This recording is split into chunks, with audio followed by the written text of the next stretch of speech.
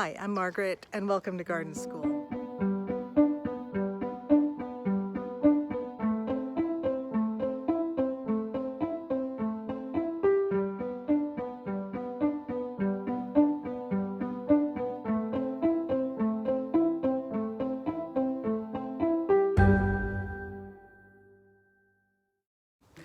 Well, gardening seems to be like moving furniture.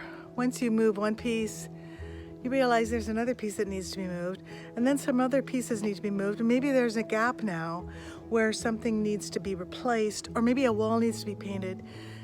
It kind of like never ends. Well, I'm experiencing that right now, trying to correct, I don't know about correct, but trying to deal with a situation of my own doing, yes.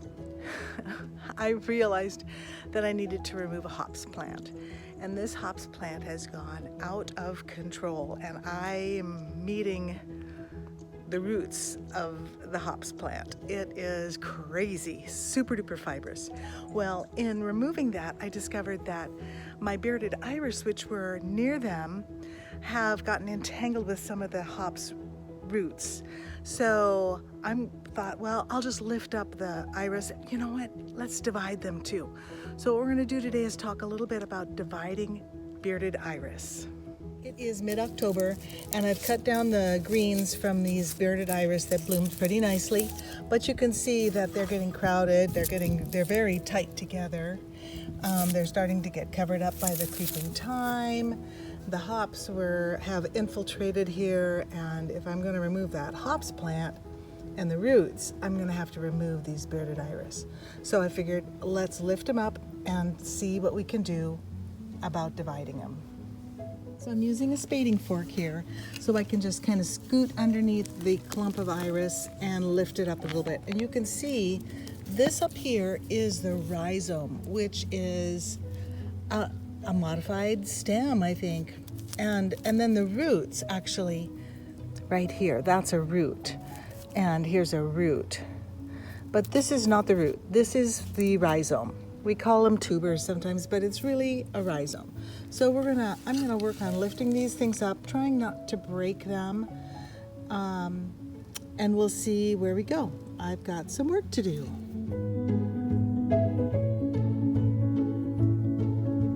Wow, that was a lot of work. But you know, as much as I love math, division kind of seems to be kind of some work sometimes. Anyway, I'll show you what I've got. And this is just the white iris that I need to do. I've got some work to do here. Now I wanted to show you a big clump here. And you can see that some of the tubers are kind of flattened and maybe look a little shriveled on the top and discolored. I am not going to save that. I'm going to just pitch that, even though I might just save this little one that just popped off of there. But if it's flattened too much or even hollow, and we'll find some probably that are hollow, we're going to not keep those. Only the ones that are nice and thick. And I'm going to aim for, since I have so many, I'm going to aim for some that are not broken, that do not have a break. See, for instance, this one broke off. If I left this sit so it could heal over, that would be fine, and then it could be replanted. Or stored. Some people will store them for the winter, but not me. So I'm going to take off all of this extra stuff that's grown in them and try to break up this clump.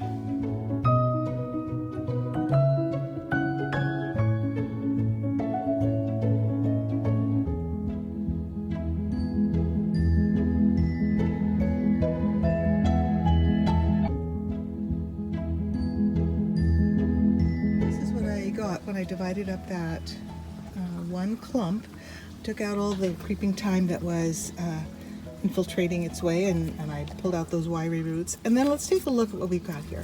Now, we looked at this one before. It was really flat, kind of squishy tuber, or excuse me, rhizome.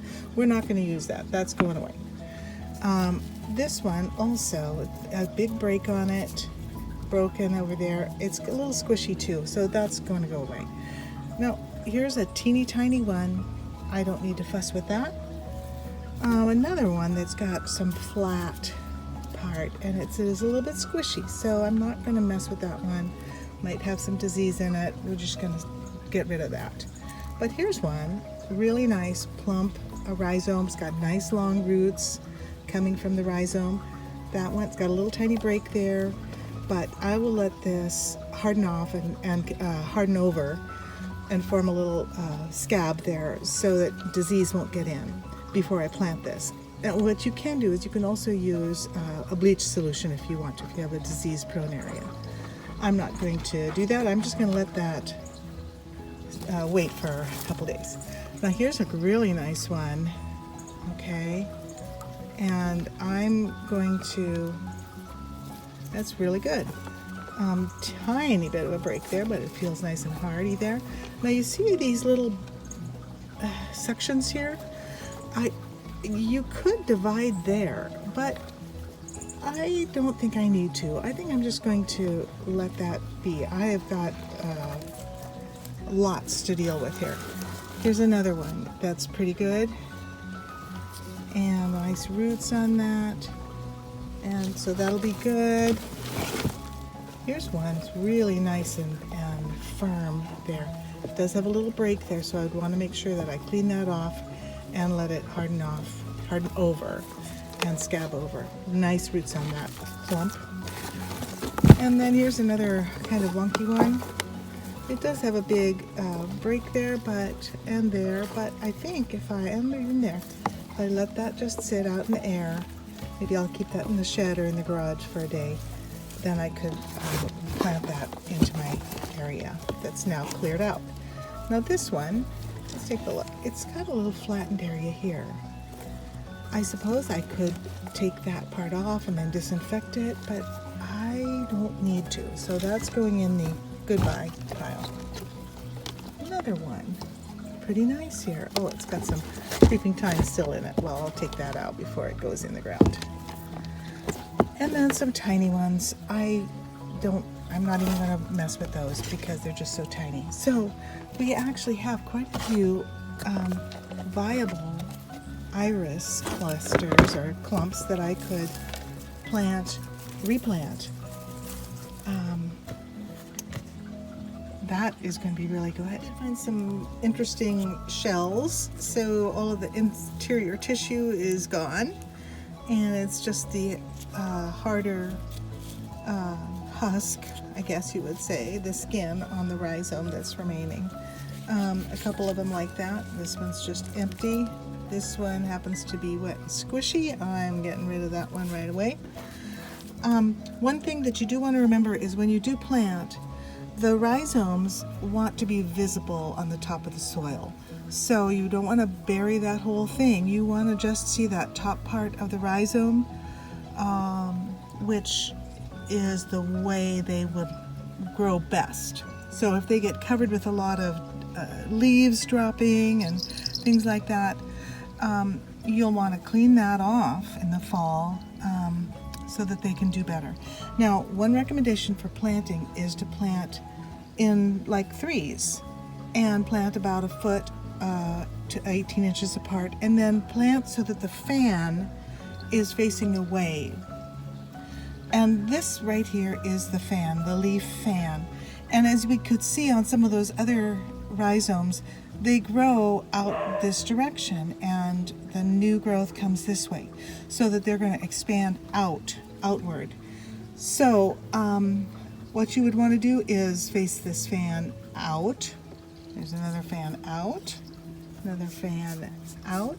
And also, if you can do this right after they're done blooming, you can divide right after they're done blooming. I happen to wait until I discovered I needed to do it and I had already cut my greens down.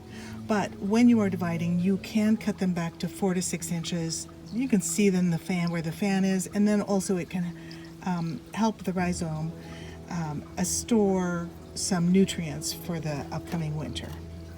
Well, I was able to save 12 nice rhizomes of those iris, and so I can do 4 clusters of 3 in that area where I've removed the hops.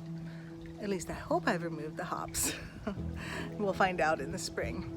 But now you've learned a little bit about dividing bearded iris And I hope you're able to do that and have some beautiful color from iris in your yard in the spring. And you know what? I have more iris to do too. That was just the white ones. Well, there's always more to do, and there's always more to learn in the garden. Bye-bye.